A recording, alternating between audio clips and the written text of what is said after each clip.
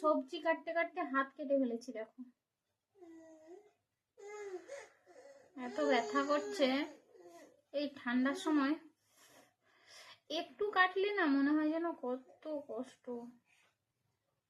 অনেকটা কেটে গেছে। বা ছেলে এখানে খেলা করছিল বলে ঘুম থেকে উঠে আমি ভাবলাম যে এই সময় আমার যখন ঘরের কাজটা সারা হয়ে গেছে, ঘর ঝাড়টোয়া সবকিছু হয়ে গেছে, আমি ভাবলাম যে বড় ছেলে স্কুলে চলে গেছে, তার জন্য আমি ভাবলাম তাহলে আমি এই সময় ও যখন খেলা করছে চুপ করে আছে, তাহলে আমি আনাজটা কেটে রেডি করে রেখে দিলে কাজটা আগিয়ে থাকবে, আমার রান্না করতে সুবিধা হবে। কি ব্যথা করছে গো। তার জন্য কি করেছি, সকাল সকাল আনাজ কাটা হয়ে গেছে। এখনো 8টা বাজেনি জানো, 7:30 বেজেছে সবে, আমার আনাজ কাটা হয়ে গেছে। আনাজ কাটতে কাটতে না হাতটা কেটে গেল। কি করে কেটে গেল যে বুঝতে পারলাম না। আবার কোথায় কেটেছে দেখো, এই আঙুলে এই পাশটায় কাটলে তবু ঠিক ছিল, পুরো এই উপরটায় কেটেছে। মনে হয় বটিটাকে না ছুঁচো ডিঙিয়েছিল বা কোনো কিছু হবে।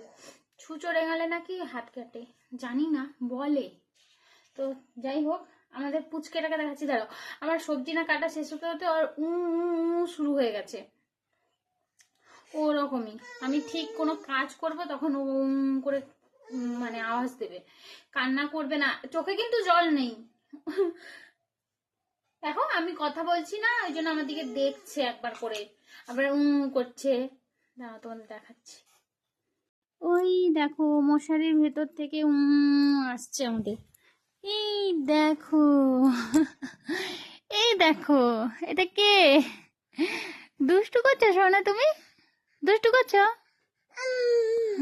সবাইকে গুড মর্নিং বলে দাও। বলে গুড মর্নিং, শুভ সকাল, আজকের দিনটা সবার ভালো কাটুক। আর আমি খালি দুষ্টুমি করি, তাই না?